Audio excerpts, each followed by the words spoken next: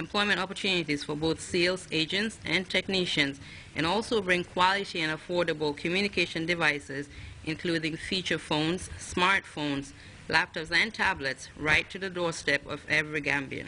The global revolution in mobile communications, along with rapid advances in digital payment systems, is creating opportunities to connect poor households to affordable and reliable financial tools through mobile phones and other digital interfaces. In fact, research has shown that the most effective way to expand significantly poor people's access to formal financial services is through digital means. In relation to their participation in this event and the overall goal of the business organization, certificates were also presented to various institutions by this edutainment program by American Chamber of Commerce. As embedded in its aims and objectives, AmCham, the Gambia, seeks, among other things, to improve the interest and economic vitality of businesses through networking, partnership, and enterprise development. In this regard, its ambition of enhancing quality life for people and their associate businesses in the Gambia may well be in the right track.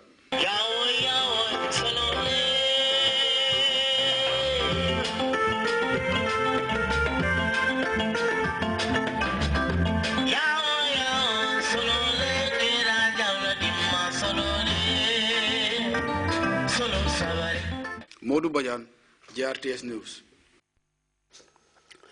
Well, the demand for ferry service will be extremely high during the Gamo period. A news release from the management of Gambia Ports Authority states that due to the limited ferry service, all heavy goods, vehicle owners and articulated trucks are therefore advised to use the Trans-Gambia crossing point. GPA solicits the understanding of the general public and apologizes for any inconvenience caused. The dispatch concludes.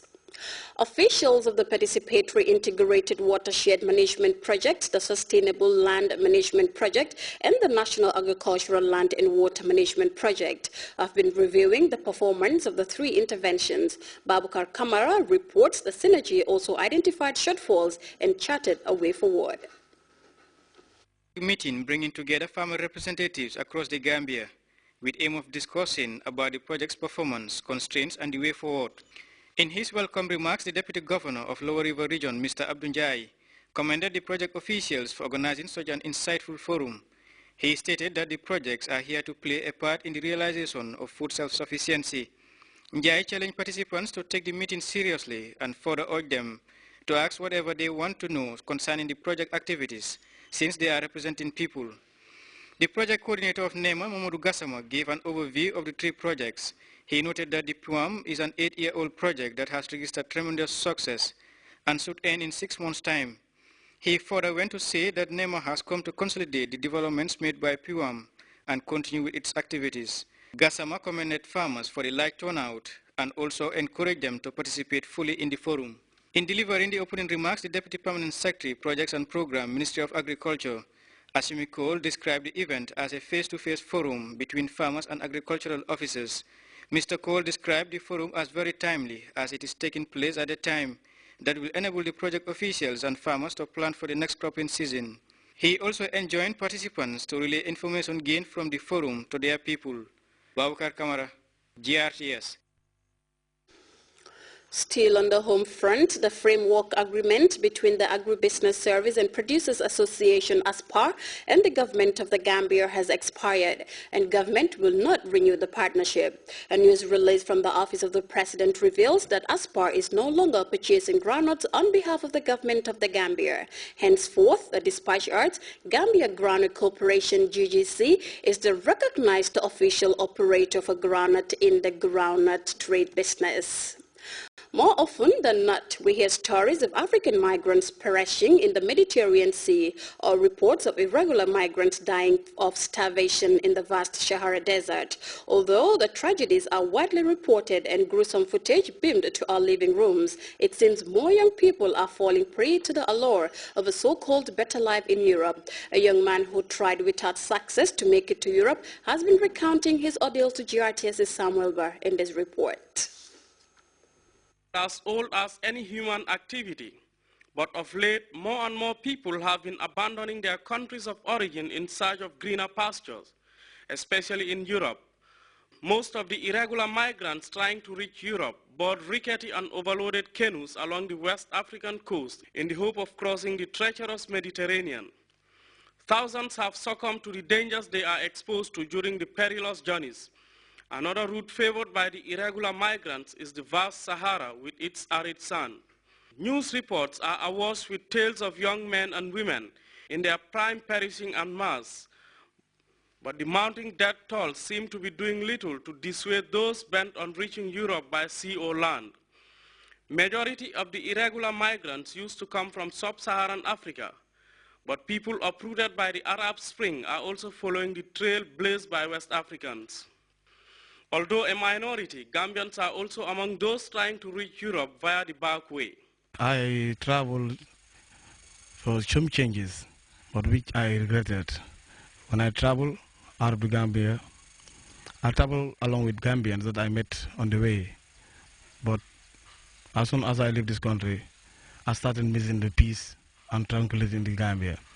Would-be irregular migrants are encouraged to embark on the peril-fraught trips by the allure of riches and stories told by their peers living in the West.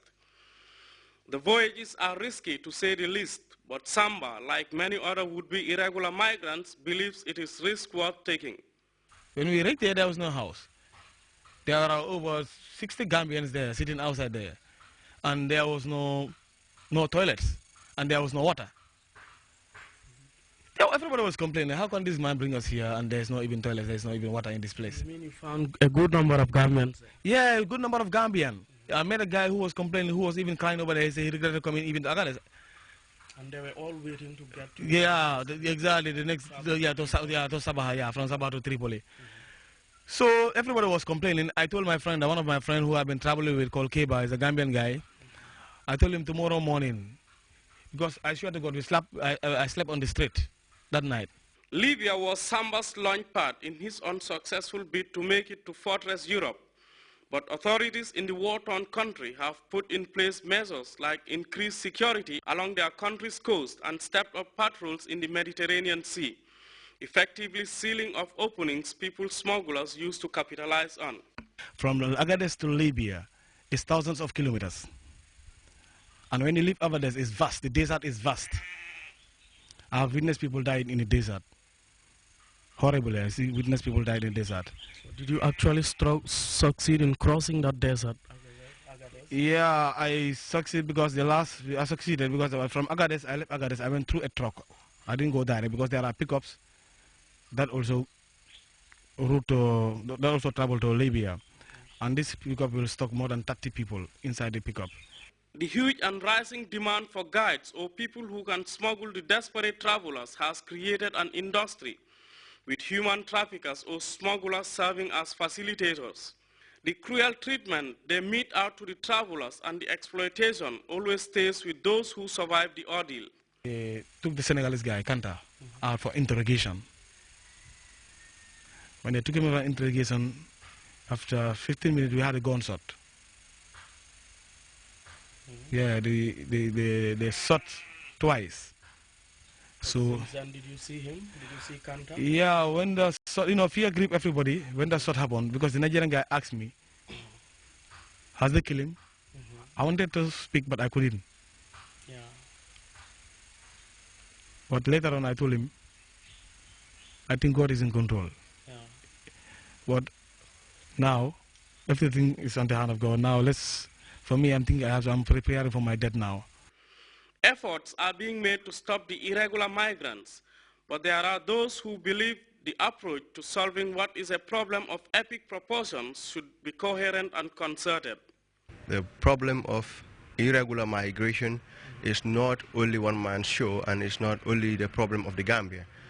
It's a global problem, and every country is trying to combat it. And to tell you, here in the Gambia, the government of the Gambia, through the Gambia Immigration Department and other sister forces, is doing everything possible within their powers to make sure that it is a thing of the past. Through the Immigration Department, we have been trying to intercept would-be migrants at the border post of the immigrations, and then they are brought back into the country, and they have been cancelled. And the Ministry of Youth and Sports also do come in and then most of them are registered, and then